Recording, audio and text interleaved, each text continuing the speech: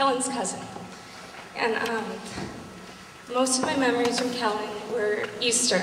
We spent almost every Easter together, and after a half an hour of pretending that we were all shy, me, him, Lauren, and Tanner, and my siblings would bond over life, and they would teach us all about horses because we didn't know anything about them. We would have Easter egg hunts, and my biggest memory is he was known by me and my little sister that he was our cute cousin. So he had the look in his eyes and the smile, and I would spend Easters just trying to get a picture of him so I could go back and show my friends how cute he was. Of course, he would never take one with me.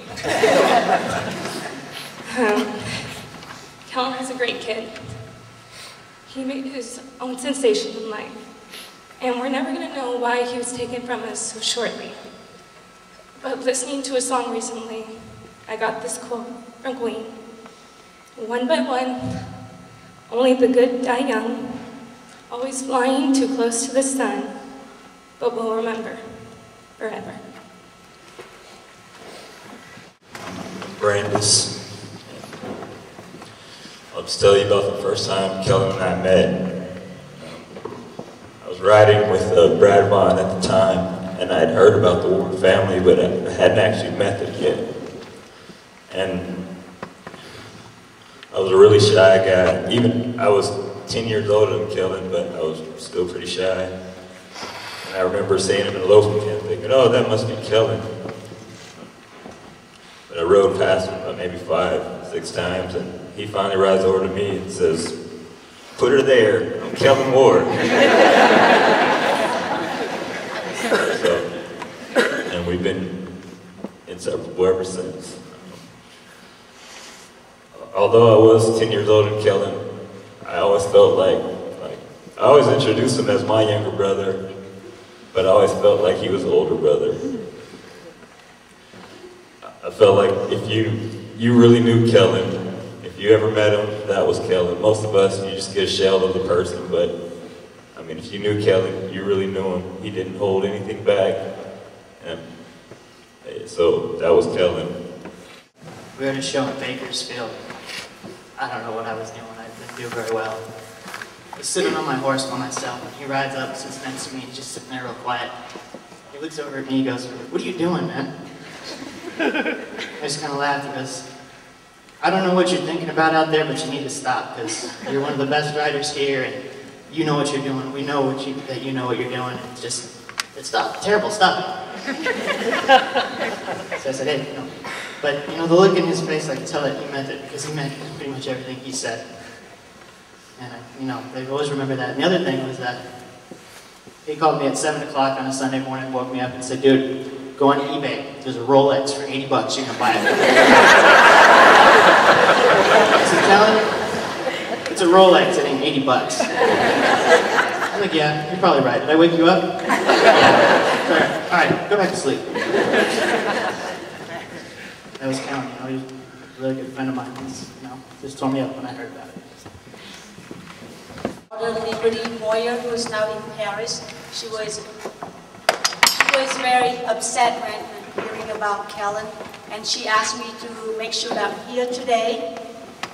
For the entire 12th grade, Kellan comes and pick up my daughter every day at the house to school and then drop her off. So the entire year, she's with him all the time, so we get to know him. So I asked, because she was so upset, so I just asked her, and she said that he's not 1 in 1,000, he's 1 in 1,000,000. He's very unique. So I tried to talk to her and say how, and what way he's unique. He said, Mom, he always dressed like the mafia. And all the freshmen are scared of him. He would come to them and speak to them in straight face. I'm going to kill you, I'm going to cut you to pieces. So just here to share that on behalf of My name is Dante. I took the guys to Vegas. I was on standby to make sure that whole spicy dip situation didn't get out of control. In a world where it gets harder every day day and shine brighter. There's always one kid that's not afraid. Kellan was that kid. He wasn't afraid to shine brightly, and reach past all the limitations. I listened to all of you today. The one thing that I hear you say is what a teacher Kellan was to all of you. And if I ask one thing, let Kellan teach us to not be afraid. My name is Clarence. Been a friend of the family for quite a while. I've known Gina and Mike. Well, first got introduced to them when, I got into horses and cutting. And very briefly, I'll just tell about the joy that Kellan brought to our lives. When Kellan and Lauren were very young, when they were competing, somebody mentioned him not being ninth in the world. Well, in order to do that, you have to compete in every show there is. And you need to do it all over the country. Unfortunately, they just could do it on the West Coast, but they did it very strongly. And there was a horse show that was very close to our house in Vacaville. So once a year, we would have the pleasure of having Kellan and Lauren, and I think it was Caitlin, come and stay with us because the horse show was close to us, and it would keep Gina and Mike or Astrid now from having to get up early and drive them down there. And the pleasure for us was in the evenings after they finished their chores, taking care of their horses and putting them up, sitting around the dinner table and listening to these kids talk. And Kellan's wit would just keep you in stitches. And being adults, you normally say, well, we'll just leave the kids alone. But no, we didn't. We stayed in the room with them because we didn't want to miss anything that Kellan said. And he was just like that. Another time, and this is Brandis' father, the first time he ever met Kellan, we're sitting in the stands at a horse show. And at horse shows, you do a lot of sitting and waiting. And he didn't know Kellan from Adam. And Kellan had finished riding or whatever, and Kellan and a few of the kids had come up, and they were sitting close to us. And because I knew Kellan so well, he was close enough, I wanted to hear what they were talking about. So we listened, and Jerry, the highway patrolman friend of mine who didn't know Kellan, listened to him go on and on for about 10 minutes. And then he said, who is this kid? This kid should be a comedian. And that was his first introduction to Kellan. Remember one other little story that when maybe Kellan's, I don't know, this might have been his first experience with girls. There was this girl that he liked. And all the kids got along great. They were all cutters. And this one girl she liked, Jack Adams.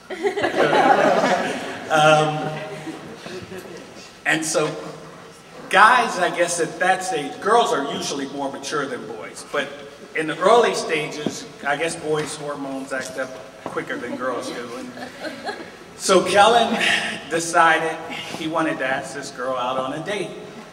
Well, at that, none of the kids were thinking about, they had a great relationship, all the kids, but they weren't thinking about getting together and dating or anything like that. But Kellan just wanted to go to the show or something. I think it was the movies or something. So he asked her to go to the movies. Of course, she told him no. Not because she didn't like him, but she wasn't interested in boys in that way at that time. He was a little ahead of his time when girls were so she told him no. He was crushed. And I remember, here's how stubborn he was. You know, he used to say these little witty things that would just let you know she missed her opportunity. and it was true, because I remember a few years later, as they all got older and now girls are starting to be interested in the boys they're hanging around with, and Kellan being a handsome, witty, just everybody liked him. All the girls liked him at this point in time. So now this girl, she was ready to go out on a date with him. But no, Kellan wouldn't have it. You missed your chance. And this was years ago. You missed your opportunity, and it's just not going to come again.